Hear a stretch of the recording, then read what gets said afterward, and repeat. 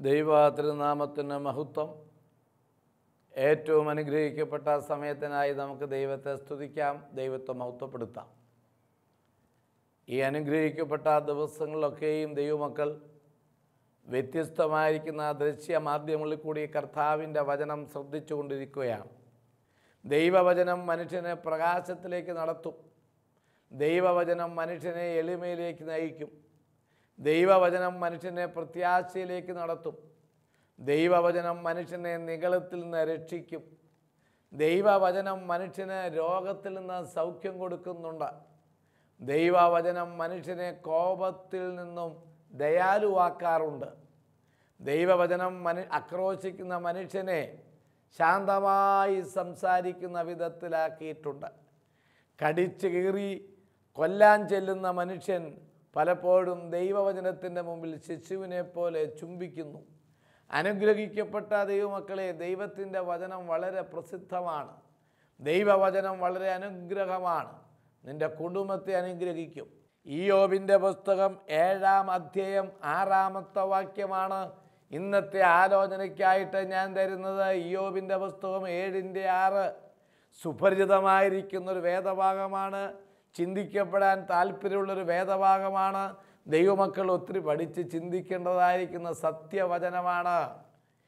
ഇയ്യോബിൻ്റെ ജീവിതത്തിൻ്റെ പശ്ചാത്തലങ്ങൾ അറിയാം. ഭാരത്തിൻ്റെ നടുവിൽ, ശോധനയുടെ നടുവിൽ, മക്കളുടെ മരണത്തിൻ്റെ നടുവിൽ, ബന്ധുമിത്രാദികളുടെ അതുമല്ലെങ്കിൽ തൻ്റെ സമ്പത്തിൻ്റെയൊക്കെ പരാജയത്തിൻ്റെ ഒത്ത നടുവിൽ, മൃഗങ്ങൾ ചത്തുകിടക്കുന്നതിൻ്റെ നടുവിൽ നിന്നുകൊണ്ട്, എല്ലാ പ്രതിസന്ധികളുടെയും നടുവിൽ, എല്ലാ വിഷയങ്ങളുടെയും നടുവിൽ, എല്ലാ പരിഹാസങ്ങളുടെയും നടുവിൽ, കട്ടത്തിൻ്റെയും നഷ്ടത്തിൻ്റെയും ഒത്ത നടുവിൽ, മധ്യത്തിൽ നിന്നുകൊണ്ട് ഇയ്യോബ് പറയുന്നൊരു വാക്യമുണ്ട്. എന്നെ ഒത്തിരി ചിന്തിപ്പിച്ചൊരു വാക്യമാണ്. ഇയ്യോബിൻ്റെ പുസ്തകം 7:6 എൻ്റെ നാളുകൾ നെയ്ത്തോടത്തിലും വേഗതയുള്ളത്, പ്രത്യാശ കൂടാതെ അവ കഴിഞ്ഞു പോകുന്നു. എൻ്റെ ജീവനൊരു ശ്വാസം മാത്രമെന്ന് ഓർക്കണമേ, എൻ്റെ കണ്ണ് ഇനി നന്മയെ കാണുകയില്ല. പ്രാർത്ഥിക്കാം.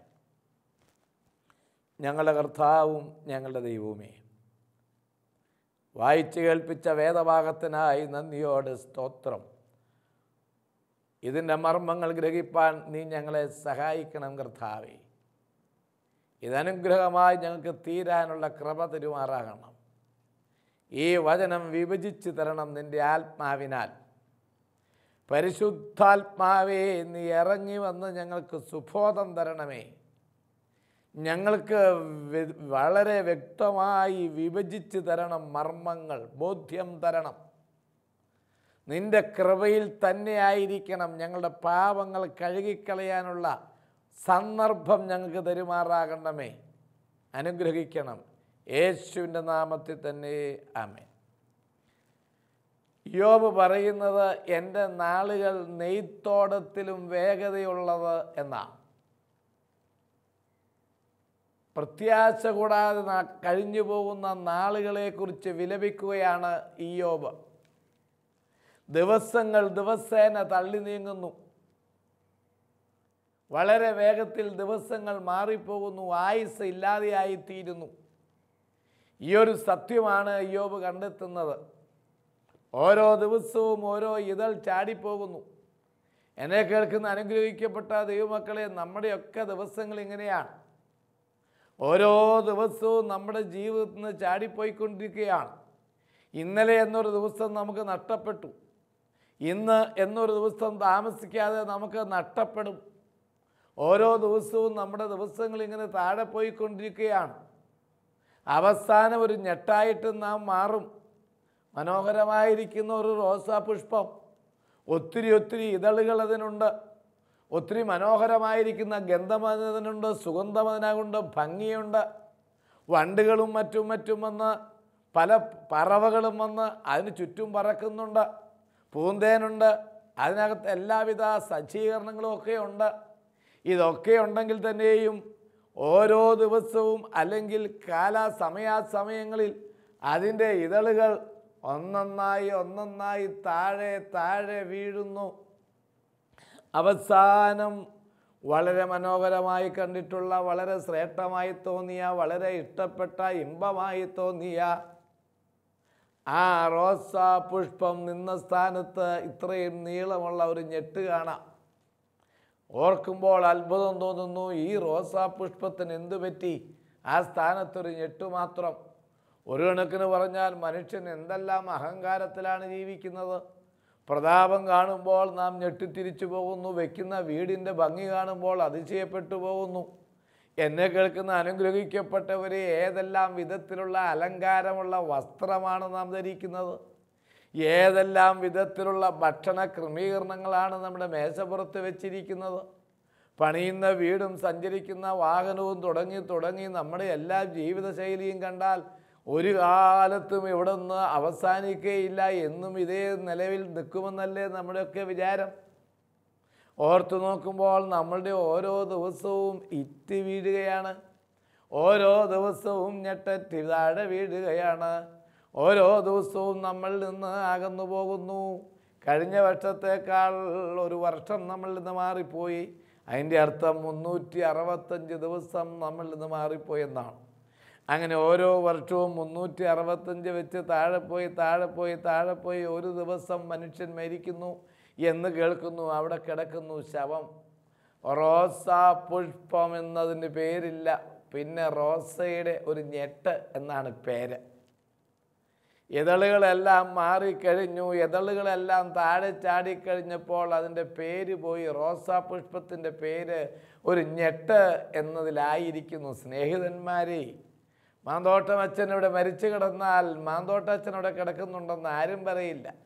അച്ഛൻ്റെ ശവം അവിടെ കിടക്കുന്നുണ്ടെന്നേ പറയുന്നുള്ളൂ. ജഡം, ഭൗതിക ശരീരം. ഓർത്തു നോക്കുക, നിങ്ങൾ പേര് പോലും നഷ്ടപ്പെടുന്നു മരണത്തോടുകൂടെ. ഇതാണ് ഇയ്യോബ് കണ്ടത്. എൻ്റെ ദിവസങ്ങൾ നെയ്ത്തോടത്തിലും വേഗതയുള്ളതാണ്. ആ കാലഘട്ടങ്ങളിൽ നെയ്ത്തോടമാണ് ഇയ്യോബ് കണ്ട് വേഗതയിൽ പോകുന്ന ഏറ്റവും വലിയൊരു വസ്തു. ഇന്നത്തെ പോലെ പ്ലെയിനോ അല്ലെങ്കിൽ തീവണ്ടിയോ മറ്റ് ഭയങ്കര വേഗതയിൽ പോകുന്ന വാഹനങ്ങളോ ഒന്നും വന്നില്ല. അന്ന് ഇയ്യോബ് ദർശിച്ചിട്ടുള്ളതിൽ, ഇയ്യോബിന് പെട്ടെന്ന് മനസ്സിലാക്കാൻ പറ്റിയിട്ടുള്ളതിൽ, ഇയ്യോബിൻ്റെ ഹൃദയത്തിൽ പിടിച്ചു നിന്ന ഒരു സംഭവമാണ് നെയ്ത്തോടം. നെയ്ത്തോടം എന്ന് പറയുന്നത് നെയ്യാൻ ഉപയോഗിക്കുന്ന വലിയ മരം കൊണ്ട് ഉണ്ടാക്കിയിട്ടുള്ള ഒരു നെയ്ത്ത് സൂചിയാണ് സത്യത്തിൽ നെയ്ത്തോടം. തറിയുടെ മുമ്പിലിരുന്ന് നെയ്ത്തുകാരൻ ഒരു കൈ കൊണ്ട് ആ ഭാഗത്തേക്കും ഈ ഭാഗത്തേക്കും ശക്തമായി നെയ്യുമ്പോൾ നെയ്ത്തോടം വലതുവശത്തേക്കും ഇടതുവശത്തേക്കും അമിതമായ വേഗതയിൽ സഞ്ചരിക്കും. ആ വേഗത നെയ്യുന്ന ആളിൻ്റെ ആരോഗ്യമനുസരിച്ചും പാഠവമനുസരിച്ചുമായിരിക്കും. എന്നെ കേൾക്കുന്ന ദൈവമക്കളെ, ഈ രംഗമാണ് ഇയ്യോബ് ജീവിതത്തിൽ ദർശിക്കുന്നത്. ഇയ്യോബ് ഒരു പക്ഷേ എൻ്റെ ചിന്തയിൽ ആ സംഭവം കണ്ടിട്ട് പറയുകയാണ്, എൻ്റെ നാളുകൾ വളരെ വേഗതയിൽ പോകുന്നു, നെയ്ത്തോടത്തിലും വേഗതയുള്ളവ. ഇയ്യോബിൻ്റെ ജീവിതത്തിൽ കണ്ടിട്ടുള്ള ഏറ്റവും പ്രധാനപ്പെട്ട വേഗതയിൽ സഞ്ചരിക്കുന്ന ഒന്നാണ് നെയ്ത്തോടം. അപ്പോൾ അതുകൊണ്ടാണ് ഇയ്യോബ് പറയുന്നത്, എൻ്റെ നാളുകൾ നെയ്ത്തോടത്തിലും വേഗതയുള്ളവ. എന്നെ കേൾക്കുന്ന ശ്രേഷ്ഠമേറിയ അനുഗ്രഹിക്കപ്പെട്ട ദൈവമക്കളെ, നമ്മുടെയൊക്കെ ജീവിതം സത്യത്തിലൊരു നെയ്ത്തോടത്തിലും വേഗതയുള്ളതാണ്. അതിങ്ങനെ വളരെ വേഗത്തിൽ ഇങ്ങനെ പോയിക്കൊണ്ടിരിക്കുക, നമ്മളറിയുന്നില്ല. രാവിലെ എഴുന്നേൽക്കുന്നു, കോളേജിൽ പോകുന്നു, സ്കൂളിൽ പോകുന്നു, പള്ളിയിൽ പോകുന്നു, കാര്യങ്ങളൊക്കെ നിവർത്തിക്കപ്പെടുന്നു, അന്ന് ഇതൊക്കെ ചെയ്യുന്നു, വൈകിട്ട് വന്ന് ഉറങ്ങുന്നു. നാളെ, അടുത്ത ചിന്ത നാളെ എന്നാണ്. ഇന്നലത്തെക്കുറിച്ച് ഒരു ചിന്തയില്ല, ഇന്നത്തെക്കുറിച്ച് ചിന്തയില്ല, ഇനി നാളെയാണ്. നാളെയെക്കുറിച്ച് ചിന്തിക്കേണ്ടതില്ല എന്ന് ദൈവത്തിൻ്റെ വചനം പറയുന്നുണ്ട്. ഇന്നലെ ഇന്നും നിൻ്റെ ദൈവം നടത്തിയോ, നാളെയും നടത്തും എന്ന ചിന്തയെ നമുക്ക് ആവശ്യമാണ്. അനുഗ്രഹിക്കപ്പെട്ടവരെ, നാളെ കൊണ്ടുള്ള ഭയമാണ് ഏലിയാവിന് പോലും മരിക്കണമെന്ന് തോന്നിയത്. ഇസബേലൊരു എഴുത്ത് കൊടുത്തയച്ചല്ലോ, നമുക്കറിയാമല്ലോ പ്രിയപ്പെട്ട ദൈവമക്കളെ. ഇസബേലിൻ്റെ എഴുത്തെന്താ? നാളെ നിന്നെ ഞാൻ എൻ്റെ പ്രവാചകന്മാരിൽ ഒരുത്തനെ പോലെ നിന്നെ ഞാൻ കൊല്ലും. ഈ ഒരു വലിയ മുന്നറിയിപ്പ് കിട്ടിയപ്പോഴേക്കും ഏലിയാവ് സത്യത്തിൽ ഇന്നലെ നടത്തിയ ദൈവത്തെയും ഇന്ന് നടത്തിയ ദൈവത്തെയും മറന്നിട്ട് അവൻ ആകുലപ്പെടുന്നതായി വേദപുസ്തകത്തിൽ കാണുന്നുണ്ട്. അവൻ യഹോവയോട് പറയുന്നു, യഹോവേ മതി, എൻ്റെ ജീവനെ അങ്ങ് എടുത്തേച്ചാൽ മതി. എന്താ കാര്യം ചോദിച്ചപ്പോൾ, ഇതാ നാളെ എന്നെ കൊല്ലുമെന്ന് ഒരു സ്ത്രീ പറഞ്ഞിട്ടുണ്ട്. സത്യത്തിൽ ഏലിയാവിന് നാളെയെക്കുറിച്ചുള്ള പേടിയാണ് മരിക്കാൻ പോലും അവനെ പ്രേരിപ്പിക്കുന്നത്. ഇന്ന് പല മനുഷ്യരും അങ്ങനെയാണ്. നാളെയെക്കുറിച്ചുള്ള പേടി, ഭാവിയെക്കുറിച്ചുള്ള പേടി, എന്തു സംഭവിക്കുമെന്നുള്ള ഭയമാണ് സകല മനുഷ്യർക്കും ഉള്ളത്. 2-3 പെൺമക്കളുണ്ടായി എങ്ങനെ വിവാഹം കഴിച്ചയക്കും വിഷയമാണ്. അല്ലെങ്കിൽ ഈ വീട് പകുതിയായിട്ടുള്ള പണി, ഉള്ള കാശൊക്കെ തീർന്നു, ഇനി എന്തു ചെയ്യും? ഭയങ്കര ആകുലതയാണ്. അതല്ലെങ്കിൽ പിള്ളേരുടെ പരീക്ഷ എടുത്തു, ദൈവമേ ചോദ്യപേപ്പർ എളുപ്പമായിരിക്കുമോ, ജയിച്ചില്ലെങ്കിൽ ഒത്തിരി കാശ് പോയി. നാളെയെക്കുറിച്ച്, നെക്സ്റ്റ് സംഭവിക്കാവുന്നതിനെക്കുറിച്ച് എല്ലാവരും ആകുലരാണ്, എല്ലാവരും ഭയവിഹ്വലരാണ്. അങ്ങനെ സംഭവിച്ചാൽ സംഭവിച്ചതിനെക്കുറിച്ച് ഒരു ചിന്തയുമില്ല. എൻ്റെ ദൈവം എന്നെ അനുഗ്രഹിച്ചു, എൻ്റെ ദൈവം ഇതുവരെ എന്നെ നടത്തി, ഇന്നലെ എന്നെ നടത്തിയ ദൈവമുണ്ട്. ഏലിയാവിന് വേണമെങ്കിൽ ചിന്തിക്കാം, കർമ്മേപർവ്വതത്തിൽ ഒരിക്കൽ പോലും ആരും പ്രതീക്ഷിക്കാത്ത വണ്ണം ഞാൻ അവനെ വിളിച്ചപേക്ഷിച്ചപ്പോൾ ആകാശത്ത് നിന്ന് തീയിറക്കി അവൻ്റെ ആ യാഗമൃഗത്തെ ദഹിപ്പിച്ച ഒരു ദൈവമുണ്ടെന്നുള്ള അവൻ ചിന്ത മറന്നുപോയി. അവന് സത്യത്തിൽ ആർക്കും ലഭിച്ചിട്ടില്ലാത്തൊരു അനുഗ്രഹമാണ്. എത്ര വലിയൊരു അനുഗ്രഹമായിരുന്നു. കർമ്മേൽ പർവ്വതത്തിൻ്റെ മുകളിൽ കർത്താവേ എന്നോട് അരുളണമേ എന്ന് പൊട്ടിക്കരഞ്ഞപ്പോൾ ആകാശത്ത് നിന്ന് തീയിറങ്ങി ലോകത്തിലൊരു മനുഷ്യനും ചെയ്യാൻ കഴിയാത്തതുപോലെ കണ്ടിട്ടില്ലാത്ത അത്ഭുതം ശരിക്കും സ്വന്തം കണ്ണുകൊണ്ട് കണ്ട് അനുഭവിച്ചവനായിരിക്കുന്ന ആ ഏലിയാവാണ് നാളെയെക്കുറിച്ച് പേടിച്ചപ്പോൾ അസ്വസ്ഥനാകുന്നത്. എന്നെ കേൾക്കുന്ന സ്നേഹമുള്ള ദൈവമക്കളെ, നാളെയെക്കുറിച്ച് ഭയപ്പെടുകയല്ല വേണ്ടത്, ചിന്തിക്കാം. പക്ഷേ ദൈവം നടത്തുമെന്ന ഉറപ്പ് നമുക്കുണ്ടാകണം. എൻ്റെ ദൈവം നാളെ എന്നെ നടത്തും, എൻ്റെ ദൈവം എനിക്ക് അനുകൂലമാണ്. നാളെ എന്നതിനെക്കുറിച്ച് ഭാരപ്പെട്ട് ഞാൻ ഇപ്പോഴേ ഉറങ്ങാതിരിക്കരുത്. നിങ്ങൾ ഓർത്തോണം, പരീക്ഷ നാളെയാണ്. നീ പഠിച്ചതൊക്കെ നാളെ ദൈവം തരും. ഈ ഉറപ്പ് നിനക്ക് വേണം. 8ാം ക്ലാസ്സിൽ എന്നെ ജയിപ്പിച്ച ദൈവം, 9ൽ എന്നെ ജയിപ്പിച്ച ദൈവം 10ലും എൻ്റെ കൂടെ ഇരിക്കും. പക്ഷേ ഞാൻ ചെയ്യേണ്ടതൊക്കെ ചെയ്യും. കല്ല് ഉരുട്ടി മാറ്റേണ്ടത് എൻ്റെ ചുമതലയാണ്, അത് ഞാൻ ഉരുട്ടി മാറ്റും. അത് ദൈവത്തിൻ്റെ കൽപ്പനയാണ്. ഞാൻ പ്രവർത്തിക്കേണ്ടതൊക്കെ ഞാൻ പ്രവർത്തിക്കും. അനുഗ്രഹിക്കപ്പെട്ടവർ, ഇയ്യോബ് കണ്ടിട്ടുള്ള ഏറ്റവും വലിയ ആ ഓട്ടം നെയ്ത്തോടമാണ്. വളരെ വ്യക്തമായി 2-3 മർമ്മങ്ങൾ ആ ഭാഗത്തുനിന്ന് പഠിക്കേണ്ടതുണ്ട്. ഒന്ന്, നെയ്ത്തോടത്തിൻ്റെ സവിശേഷത. നെയ്ത്തോടം ഇടത്തോട്ടോ വലത്തോട്ടോ പോകുമ്പോൾ 2 ഭാഗത്തും ഓരോരോ ശക്തമേറിയ വണ്ണമുള്ള ഉറപ്പുള്ള 2 കട്ട്ളപ്പടിയുണ്ട്. വലത്തോട്ട് പോകുന്ന നെയ്ത്തോടം ആ കട്ട്ളപ്പടിയിൽ തട്ടി അവിടെ മുട്ടിയിട്ട് തിരികെ കേന്ദ്രത്തിലേക്ക് വരുന്നതായി നമുക്ക് കാണാൻ കഴിയും. ഒരു നെയ്ത്തോടം പോലും ഇന്ന് വരെ കട്ട്ളപ്പടിയെ മറികടന്ന് അപ്പുറത്ത് യാത്ര ചെയ്തിട്ടില്ല. കട്ട്ളപ്പടിയെ തട്ടുമ്പോൾ പിറുപിറുക്കാതെ, മടുപ്പ് കാണിക്കാതെ തിരികെ കേന്ദ്രത്തിലേക്ക് വരുന്ന ഒരു പ്രകൃതമാണ് ആ അനുഗ്രഹിക്കപ്പെട്ട ആ നെയ്ത്തോടത്തിനുള്ളത്. എന്തിനാണ് കട്ട്ളപ്പടി? നീ മടങ്ങി വരേണ്ടതിനായിട്ടാണ്. അവിടെ ഒരു പ്രതിസന്ധി നിനക്ക് വെച്ചിട്ടുള്ളത്, അവിടെ ഒരു തടസ്സം നിനക്ക് വെച്ചിട്ടുള്ളത്, നിനക്കൊരു രോഗം വന്നത്, നിനക്കൊരു ഭാരം വന്നത്, നിനക്കൊരു വേദന വന്നത് നീ മടങ്ങി വരാനാണ്. ക്രിസ്തുവിലേക്ക്, കേന്ദ്രത്തിലേക്ക്, സെൻറ്ററിലേക്ക്, മധ്യത്തിലേക്ക്, കർത്താവിലേക്ക് നീ മടങ്ങി വരണം. ആ കട്ട്ളപ്പടി അവിടെ ഇല്ല എങ്കിൽ നീ പോകുമായിരുന്നു. നീ അപ്പുറോട്ട് പോകും, എന്ത് ദൂരം പോകുമെന്നറിയില്ല. മടങ്ങി വരാൻ നിനക്ക് മനസ്സുണ്ടാവുകയില്ല. ഈ നെയ്ത്തോടം അവിടെ വലത്തോട്ട് കാണുന്ന കട്ട്ളപ്പടിയിൽ തട്ടി നടുവിലേക്ക് വരുന്നു, തിരികെ അത് വീണ്ടും ഇടത്തോട്ട് പോകുന്നു. അവിടെ ചെല്ലുമ്പോഴും മറ്റൊരു കട്ട്ളപ്പടി അത് കാണുകയാണ്, തിരിച്ചത് നടുവിലേക്ക് വരുന്നു. ജീവിതത്തിൻ്റെ ചുറ്റുപാടുകൾ നമുക്ക് അനുകൂലമല്ലാത്തതായി വന്നേക്കാം. അപ്പോഴൊക്കെ അതിന് കടക്കാനോ മറുതലിക്കാനോ പിറുപിറുക്കാനോ ശപിക്കാനോ ജയിക്കാനോ തോൽപ്പിക്കാനോ കലഹിക്കാനോ നീ പോകണ്ട. നീ നടുവിലേക്ക് വരിക, ആലോചന ചോദിക്കുക. ഇതാണ് നെയ്ത്തോടത്തിൻ്റെ ഒന്നാമത്തെ പാഠം. ഇടതും വലതും അവന് പ്രതികൂലതയുണ്ടാകുമ്പോൾ പ്രതികൂലത്തെ മറികടന്ന് അക്കരയ്ക്ക് കടക്കാനോ അതിനോട് ഗുസ്തി പിടിക്കാനോ ഒന്നുമല്ല. അവൻ തിരികെ വരികയാണ്, അവൻ കേന്ദ്രത്തിലേക്ക് വരുന്നു. എന്നെ കേൾക്കുന്ന സ്നേഹിതരെ, അനുഗ്രഹിക്കപ്പെട്ട ദൈവമക്കളെ, ഇതാണ് യോബ് പറഞ്ഞത്. യഹോവ തന്നു, യഹോവ എടുത്തു, അവൻ്റെ നാമം വാഴ്ത്തപ്പെടട്ടെ. അതാണ് യോബിൻ്റെ ഈ ദർശനം. അവിടെ എനിക്ക് പ്രതിസന്ധി, ഇവിടെ എനിക്ക് പ്രതിസന്ധി.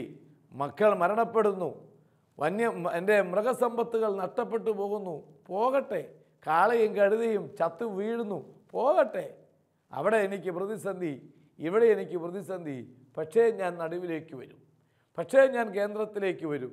പ്രതിസന്ധി കണ്ട് ഞാൻ തകരുന്നില്ല, പ്രതിസന്ധി കണ്ട് ഞാൻ ഭയപ്പെടുന്നില്ല. ഒന്നാമത്തെ യോബ് കണ്ട ദർശനം, പ്രതിസന്ധിയുടെ നടുവിൽ മടങ്ങി വന്ന് ദൈവത്തോട് ആലോചന ചോദിക്കണം. 2, ഈ ശക്തമായിരിക്കുന്ന കട്ടിളപ്പടിയാണെങ്കിലും ഒരു നെയ്ത്തോടവും ഒടിയത്തക്ക, തകർന്നു പോകത്തക്ക വിധത്തിലുള്ള മരം കൊണ്ടല്ല ആ നെയ്ത്തോടം സൃഷ്ടിക്കപ്പെട്ടിട്ടുള്ളത്. ബലമുള്ള, കരുത്തുള്ള, കാതലായ തടി കൊണ്ടാണ് ഈ നെയ്ത്തോടം സൃഷ്ടിക്കപ്പെട്ടിട്ടുള്ളതും നിർമ്മിക്കപ്പെട്ടിട്ടുള്ളതുമാണ്.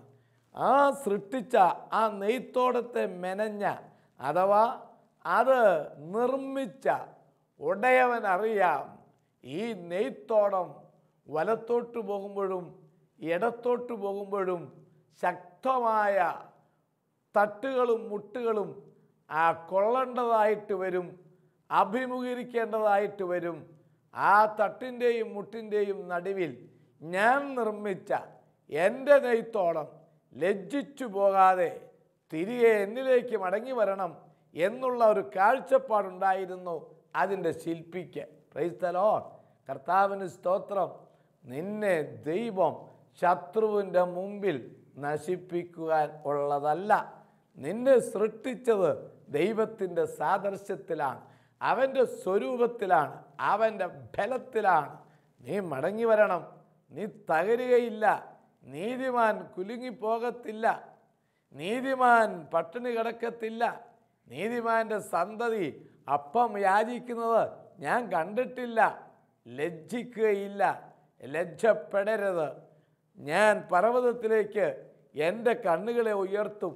എൻ്റെ സഹായം എവിടെ നിന്ന് വരും? എൻ്റെ സഹായം ആകാശത്തെയും ഭൂമിയെയും സൃഷ്ടിച്ച യഹോവയിൽ നിന്ന് വരും. ഈ ഒരു ഉറപ്പ്, ഈ ഒരു നിശ്ചയം നമുക്കാവശ്യമാണ്. തട്ടിൻ്റെയും മുട്ടിൻ്റെയും പരിഹാസത്തിൻ്റെയും നിന്ദയുടെയും നടുവിൽ തകർന്നു പോകാതെ നിന്നെ ദൈവം ബലപ്പെടുത്തും. ആ വിധത്തിലാണ് ദൈവം നിന്നെ സൃഷ്ടിച്ചിരിക്കുന്നത്.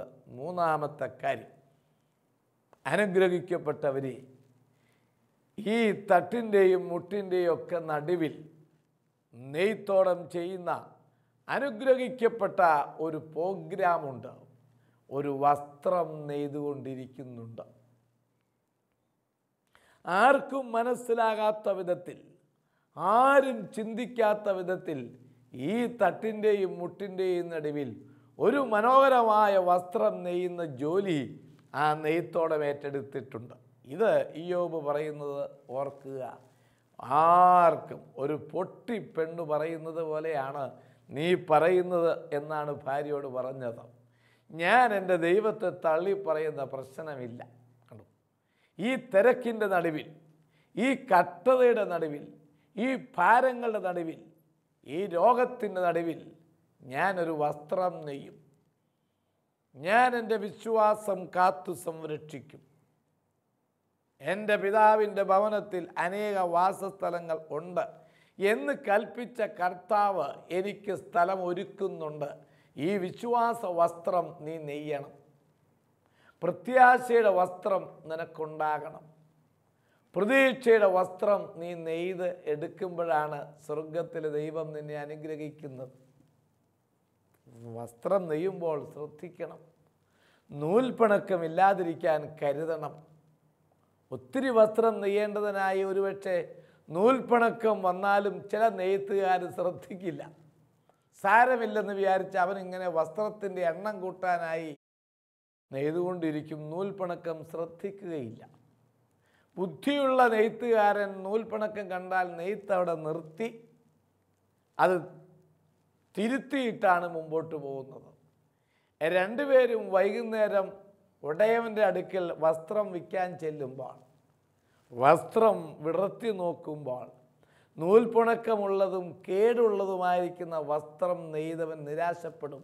അത് മാറ്റി നിർത്തിയിട്ട് കേടില്ലാത്തതും ഭംഗിയുള്ളതും ഈടിറ്റുള്ളതുമായിരിക്കുന്ന വസ്ത്രം നെയ്ത നെയ്ത്തുകാരന് പ്രതിഫലം കൊടുക്കും. അവനവൻ ശരീരത്തിൽ ഇരിക്കുമ്പോൾ ചെയ്തത് നല്ലതാണെങ്കിലും ചീത്തതാണെങ്കിലും അതിന് തക്കവണ്ണം പ്രതിഫലം പ്രാപിപ്പാൻ എല്ലാവരും ന്യായാസനത്തിൻ്റെ മുമ്പാകെ നിൽക്കണം. ലോകത്തിൽ സ്ഥാനമാനങ്ങൾ വർദ്ധിപ്പിക്കാൻ ഓടിപ്പാഞ്ഞ് നടക്കരുത്. ധനസമ്പാദനത്തിനായി ആത്മാവിനെ നഷ്ടപ്പെടുത്തരുത്. മനസ്സാക്ഷിയെ പണയം വെച്ച് പണമുണ്ടാക്കരുത്. ജീവിത വിശുദ്ധിക്ക് തടസ്സമുള്ള ഒരു വിജയത്തിനും നിലനിന്നുകൂടാ. സത്യത്തെ തോൽപ്പിക്കാൻ ശ്രമിക്കരുത്. മറച്ചു വയ്ക്കാൻ നമുക്ക് കഴിയുകയും ഇല്ല.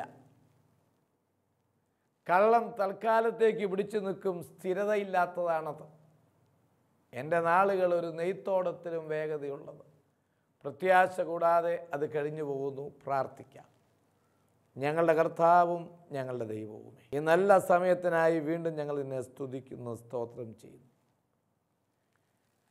യോബിനെ പോലെ മനോഹരമായിരിക്കുന്ന നെയ്ത്തോടത്തെ കണ്ട് സായുജ്യമടഞ്ഞ് സന്തോഷപ്പെട്ടതുപോലെ ഞങ്ങളുടെ ദിവസങ്ങൾ എങ്ങനെ പോയാലും ഞങ്ങൾ മനോഹരമായ വസ്ത്രം നെയ്യുന്നവരായി തീരുവാൻ ഞങ്ങളെ സഹായിക്കുമാറാകണമേ എന്ന് ഞങ്ങൾ നിന്നോട് പ്രാർത്ഥിക്കുന്നു. കൃപയിൽ ഞങ്ങളെ കാത്തുകൊള്ളണമേ കർത്താവേ. എല്ലാവിധ നന്മകളാലും ഞങ്ങൾക്ക് അനുഗ്രഹം തരണം. യോബ് പറഞ്ഞതുപോലെ യഹോവ തന്നു, യഹോവ എടുത്തു, അവൻ്റെ നാമം വാഴ്ത്തപ്പെടട്ടെ. ശരീരത്തിൽ രോഗങ്ങൾ വന്നാലും ഭാരങ്ങൾ വന്നാലും പ്രയാസങ്ങൾ വന്നാലും നീ ഞങ്ങൾക്ക് കൂട്ടും തണലുമായിരിക്കുമാറാകണം. അനുഗ്രഹിക്കണം. യേശുവിൻ്റെ നാമത്തിൽ തന്നെ ആമേൻ.